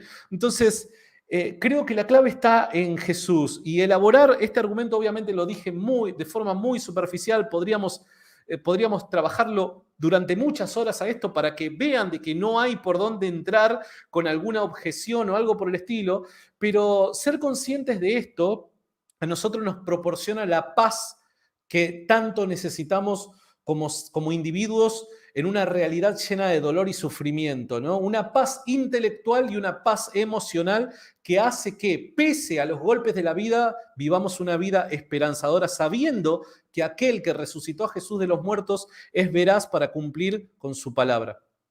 Así es, Santiago. La verdad que, y esa esperanza que es el motor también de la vida espiritual, porque si no tuviésemos esperanza nosotros también en resucitar o la vida eterna, ¿qué sentido tiene toda esta batalla cultural? ¿Qué sentido tiene todo el esfuerzo que estamos haciendo, ¿no? ¿Cuál es el sentido de la vida? O sea, el ateísmo, o sea, si vos te pones a pensar en lo que es el ateísmo y sus implicaciones, vos decís, o sea, lamentablemente muchas personas llegaron al suicidio por causa de pensar en las implicaciones del ateísmo y no considerar la religión cristiana como la que mejor explica la realidad, ¿no? O sea, ¿qué más decir al respecto? Claro. Sí, sí, es increíble realmente. Y por eso a veces mucha gente ve toda esta situación con mucho pesimismo, negatividad, lo cual yo lo entiendo, obviamente. Pero uno tiene que saber que en definitiva esta guerra la ganamos nosotros. Sí, al fin de los tiempos, aunque quede un gato nomás, Jesucristo va a volver y va a reinar ¿no? Spoiler, o sea, lo maravilloso de todo esto es que nos spoilea a Dios el final de una forma maravillosa. Ni en las mejores películas de Marvel aparece semejante spoiler, ¿se entiende? O sea, Cristo regresando triunfante con su iglesia reinando, una transformación del cosmos en donde ya no habrá lloro ni lamento, ¿no? Y eso es realmente esperanzador, ¿no? Hay personas que muchas veces en medio del dolor, de la pérdida de un familiar y demás, es como que parte de su vida se desprende, ¿no? Pero se mantienen en pie sabiendo de que Dios es veraz y va a cumplir su promesa. Y pese a que no tenemos certeza en cuándo estas cosas van a ocurrir, en algún momento nos volveremos a encontrar con aquellos que hemos perdido. Y eso, decime si hay esperanza más grande que esa. No la hay. Esa viene como la unción del Antiguo Testamento que venía a apaciguar el dolor, ¿no? Esa esperanza viene a apaciguar el dolor y nos permite levantarnos al día siguiente sabiendo de que hay una promesa que se va a cumplir porque Dios es veraz. Así es, ciertamente. Y es impresionante cómo al principio cuando hablabas de esa intención de Cristo de fundar una iglesia y de que sea una, y estamos y somos conscientes, ¿no? De todas las divisiones y denominaciones que hay. Yo creo que este tipo de diálogos, porque para los que están preguntando ahí, Santiago es un gran apologeta evangélico. Este tipo de diálogos yo creo que son lo que nos van a llevar a la unidad. ¿Y por qué lo digo, Santiago? No lo digo por ti, sino lo digo por esos ataques a veces infundados que hace mucha gente que no se da cuenta de que si Jesucristo nos llama a la unidad, entonces no nos está llamando a atacar a otra iglesia, por ejemplo, sino que nos llama a tener diálogos y debates para tratar de entonces encontrar esa unidad en la fe, porque en definitiva la unidad es en la fe, nada más, lo otro no importa, ¿no? Santiago es de River, yo soy de San Lorenzo de Almagro, futbolísticamente somos enemigos a muerte, Eh, pero tengo una espina clavada, tengo que decir, con San Lorenzo. Creo que fue cuartos o semifinal de una Copa Libertadores con 9 jugadores en la cancha de River, 2 goles de Vergesio. Yo recuerdo, lloré, ese día lloré, tengo que ser sincero. recuerdo. Yo solamente una vez fui a ver un partido de fútbol profesional, porque yo vivía en el campo, en la montaña, hicimos un viaje larguísimo para ir a Mendoza y jugaba San Lorenzo contra River. River tenía ese equipazo con Ortega, con Crespo, con Goicoechea del Arco, tenía el mejor equipo del mundo en ese momento, yo creo. Y San Lorenzo, con un golazo de Gorosito afuera del área, le clavó el 1-0. Después Crespo lo empató. 1-1 fue.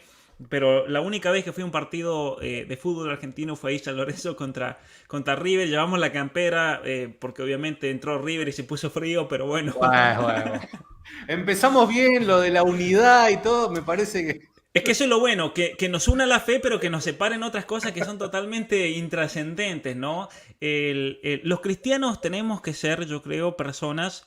Hay un credo que es fundacional, el credo niceno constantinopolitano, que yo creo que nos tiene que unir. A ver, los cristianos tenemos que ser personas que estemos de acuerdo en esos elementos básicos y después podemos pelearnos, estar en desacuerdo en todo el resto, no importa, a mí no me importa el resto.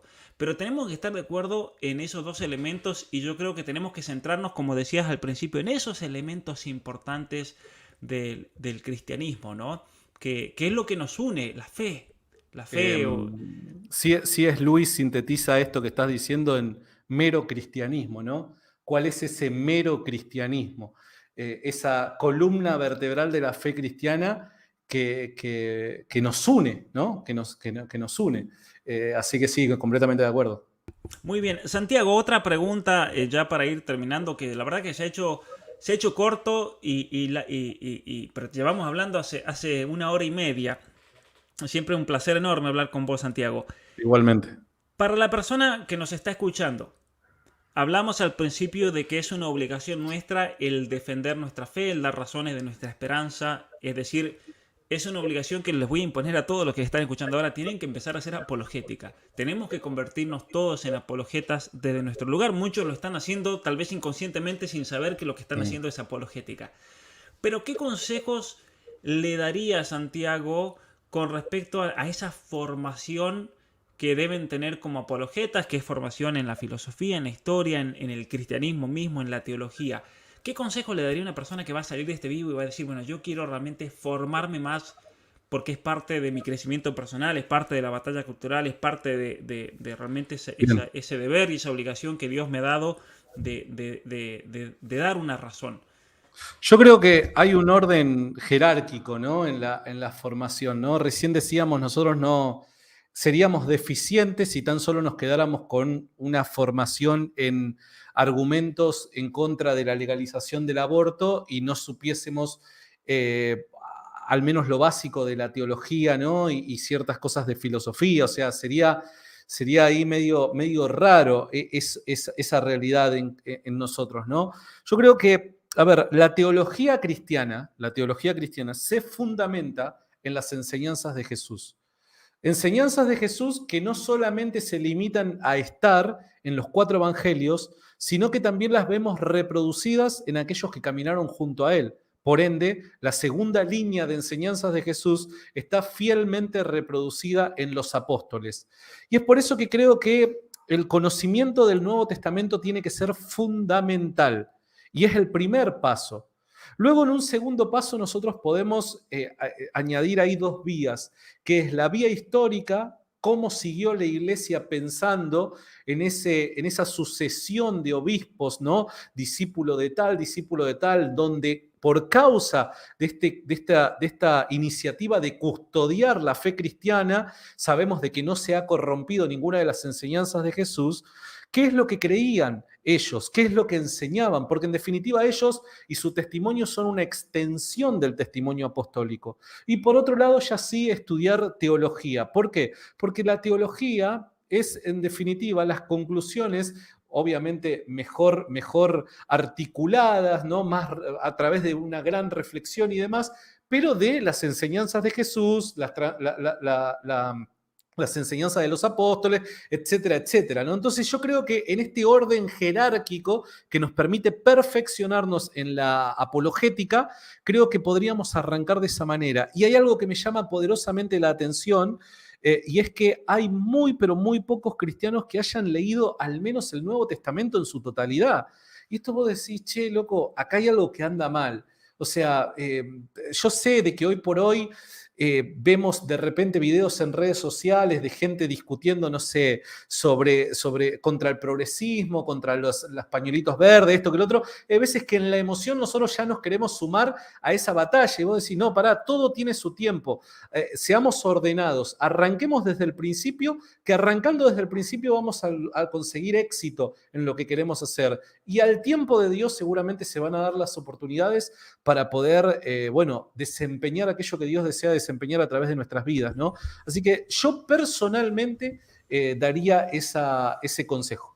Sí, me pareció increíble, Santiago, y nos vamos a quedar con eso. Obviamente que primero hay que formarse mucho. Muchos jóvenes me dicen, quiero ser youtuber, quiero tener mi canal, voy a comenzar con esto, con aquello. ¿Qué consejo me das? ¿Sabes lo que les digo, Santiago? Formate por 20 años y después hablamos. Sí, Formate. sí, sí, es cierto. Y sabes que en eso yo siempre hago una mea culpa. Yo lo sufrí mucho.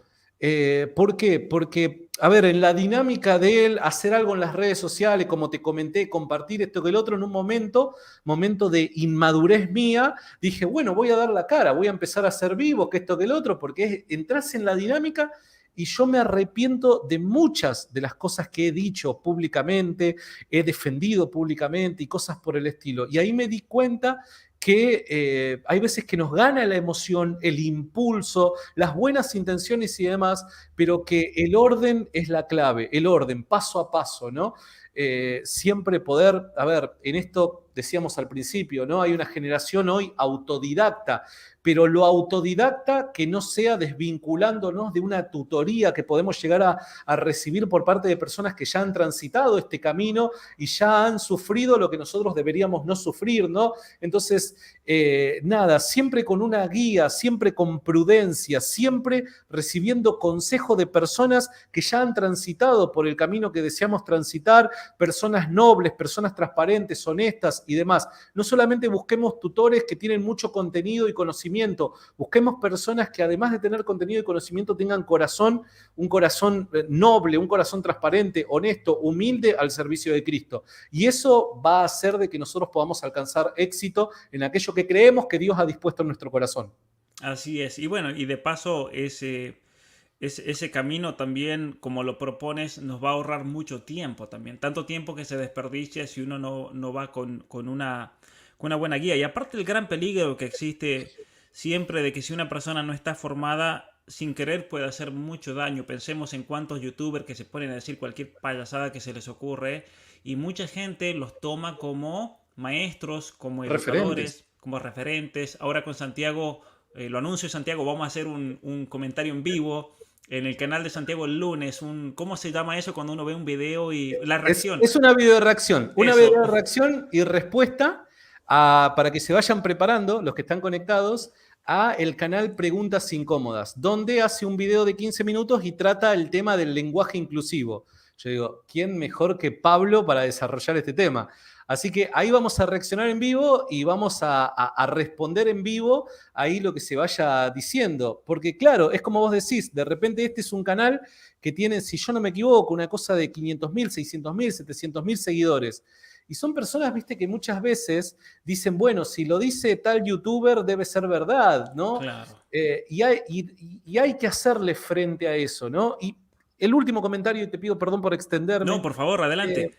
yo critico mucho esto y no es apuntando a ninguna persona en particular, pero si hay algo que veo maravilloso en vos, en Agustín y en muchas otras personas que tienen una formación que muchos de nosotros pagaríamos cualquier cosa para tener esa formación, pero que ustedes tienen la capacidad y el deseo de lo académico bajarlo al plano de lo popular, ¿se entiende? Y hay muchas personas muy bien formadas, pero que solamente discuten en ciertos círculos académicos. Y personalmente, no sé, capaz que me equivoco, pido disculpas si hablo de más, pero eso no sirve de nada. ¿Por qué? Porque la batalla está acá abajo, ¿se Claro. entiende? Entonces, de repente, vos podés tener un gran defensor de la fe cristiana y demás, discutiendo en los círculos académicos, pero tenés un Dallas Review, un pobre tonto que tiene más de 10 millones de suscriptores y dice Jesús, la Biblia es comparable al libro de Harry Potter y hay 10 millones de personas que lo están aplaudiendo diciendo la Biblia es igual al libro de Harry Potter, ¿se entiende? Entonces tenemos que en estos tiempos ser efectivos. Y creo que del lado cristiano hay personas que son terriblemente formadas que decimos, me encantaría estar espalda con vos o al menos cebándote un mate porque yo no me puedo comparar a lo que vos estás haciendo, pero que se quedan en esos círculos, ahí herméticos son. No, chicos, hoy por hoy todo aquel que tenga cierta formación se tiene que meter en la batalla y la batalla se da acá abajo, en el llano, en el barro. Tenemos que ensuciarnos un poco las manos. Arriba somos todos muy pulcros, acá abajo nos ensuciamos, pero ensuciándonos es como vamos a salvar, gracias a la gracia y guía de Dios a través del Espíritu Santo, una generación y a eso aspiramos, ¿no?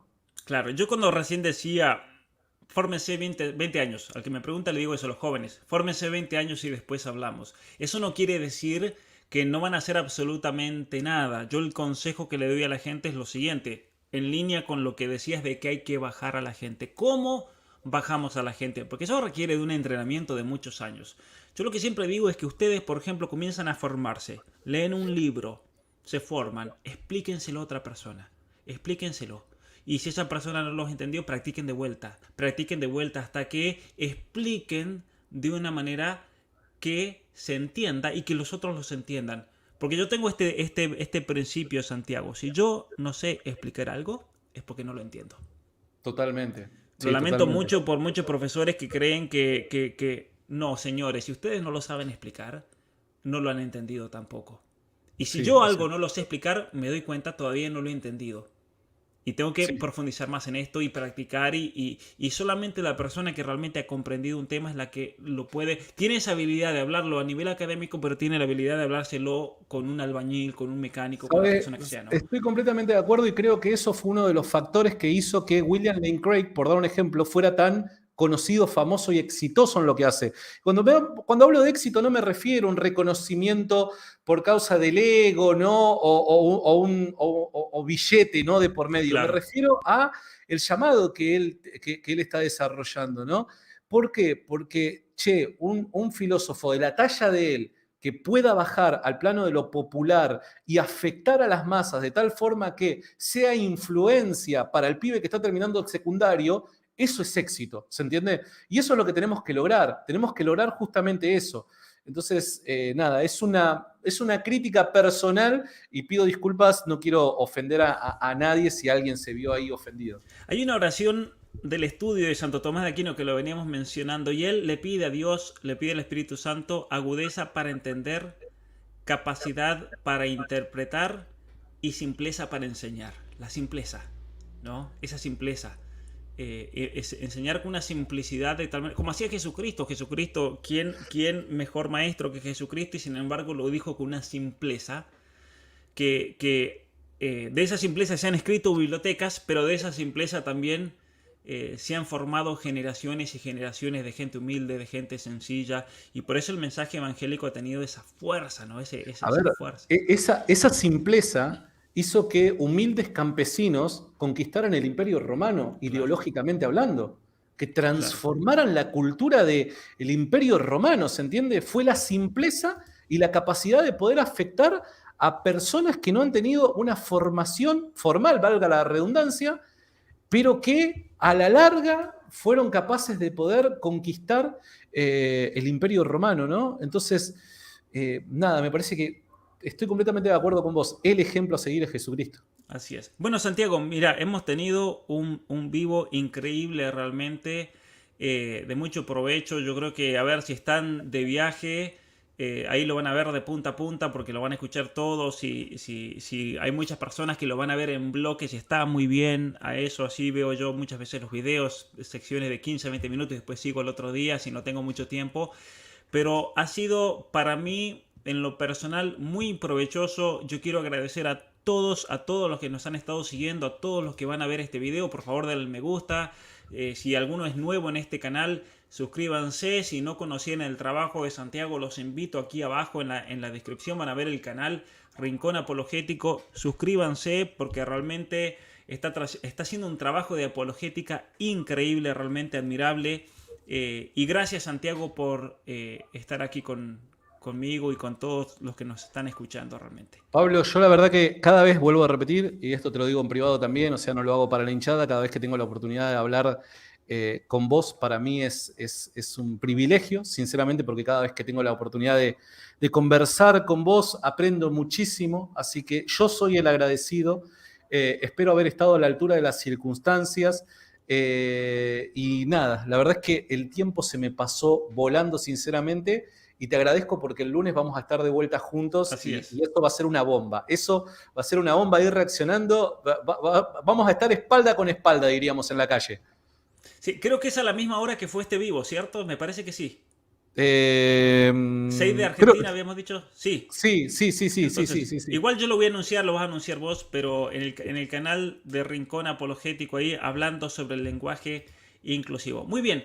Gracias enormes a todos, gracias a todos los que apoyaron por medio del super chat, ya que YouTube tiene esa manía de desmonetizarnos y dejarnos en la calle, pero no importa, gracias al apoyo de cada uno vamos a seguir adelante y no nos van a callar.